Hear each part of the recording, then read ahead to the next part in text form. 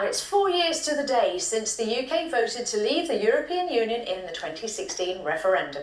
Prime Minister Boris Johnson had previously claimed there's no reason why the outline of a Brexit deal cannot be completed by July. That leaves Downing Street and Brussels with just over a week to finalise any preliminary agreements. The so-called level playing field of trade rules and standards, as well as fishing quotas, are still points of contention in the negotiations. Well, on June the 23rd, 2016, Britain voted to leave the EU, a result that shocked political experts. In the 4 years that have followed, the UK has had 3 different prime ministers, 2 general elections and a plethora of Brussels-based discussions. But some would contend that not much has actually changed.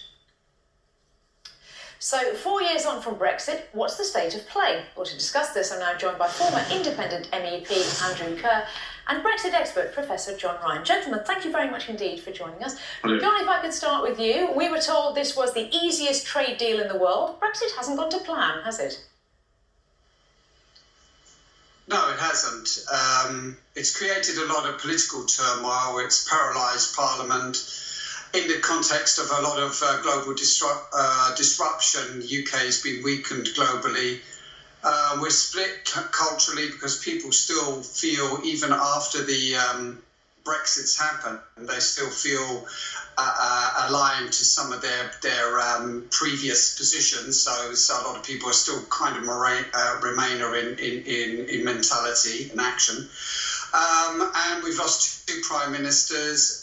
We've got Boris Johnson, who kind of capitalised on what the Brexit Party did and actually stole quite a lot of the clothing of the Brexit Party and was successful in the end in actually becoming Prime Minister. So it has been a very, very difficult process. And this trade deal issue has always been a bit of a misnomer, because any of the trade deals that you looked at have not been really appropriate for what actually Brexiteers have been asking for. Oh, let's turn to them then. Andrew, what do you think to that? Well, I think John's quite right. It has been difficult. But, if it was like a company and you were going to take over another company and then you found some of your key employees or directors had gone behind your back and were trying to stop it, we had a Prime Minister initially in May who was not in favour of a Brexit. We had a pro-Remain civil service, and we had an ex-Prime Ministers going behind her back trying to encourage the EU not to give any way. It's not surprising we've had a horrendous time when some wouldn't respect the democratic decision. But on the other hand, in all fairness, we do have the EU who are desperately worried that if the UK does well, others will follow. So the EU are going to be fighting for its survival. But, I don't think it's an unduly difficult. If it's a purely economic argument, it would not be unduly difficult, because you have a Canada-style trade deal already done with EU. But the real reason the EU don't want to let us have that is that they're trying to claim that we're too close rather than Canada. It doesn't stack up. I think in reality, the real problem is the EU are desperately worried that others will follow if the UK does well. Well, John, how do you respond to that? There was this idea in the past, because of all the technologies and everything else, that there was a death of distance, and that distance in terms of trading, but that's not true really. If you look at Asia, and you look at how you import and export to anywhere, the distance still matters, whether you transport by sea, air or rail. So I suppose the problem is, I think it is important to separate the economic from the political. This has been driven a lot to a certain extent in the United Kingdom by political dialogue and political debate, whereas that is also happening in Europe, but they are really sticking by what they see as their own interests. And I think it's always a problem when you don't see the other side's perspective in terms of where they are standing in their deal. I have no doubt that the European Union have some problems. These are quite transparent for anyone who follows these things in terms of Hungary, Poland, etc., and what might happen in the future with Italy.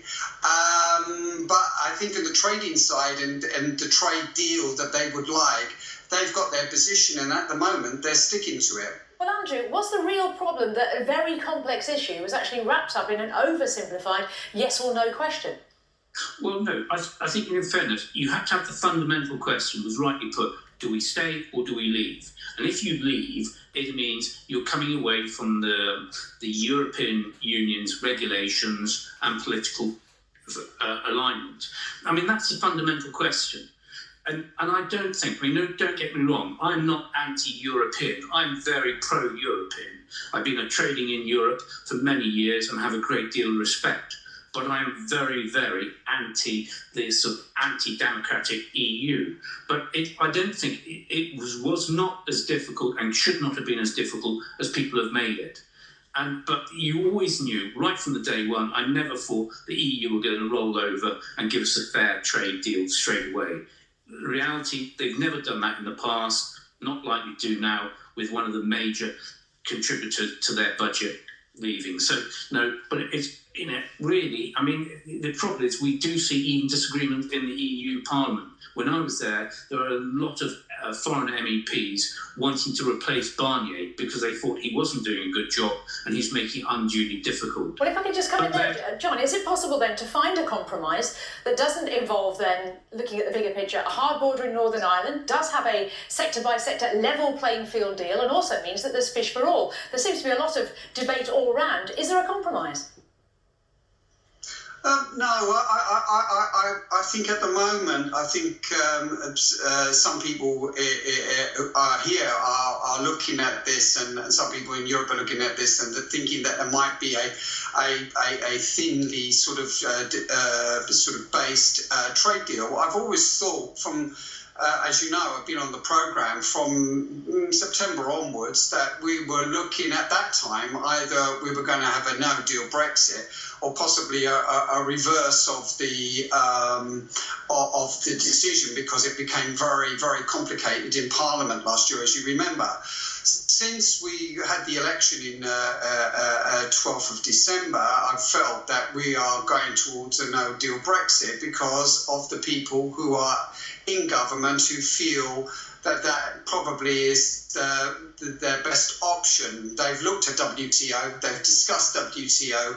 What they said 4 years ago or 3.5 years ago or 3 years ago, that is not really the reality today.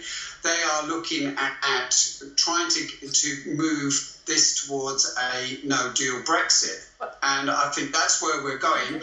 And as far as I'm concerned about Barnier, I think Barnier has gone back to some of the national governments and the Parliament and other institutions to try and get a bit of flexibility, but they've said no. Andrew, Andrew, very briefly, sorry, John, we're running out of time. No, Andrew, very briefly, do you think a compromise is possible? Briefly, absolutely. Number one, there's no intention of ever erecting a hard border in between in the island.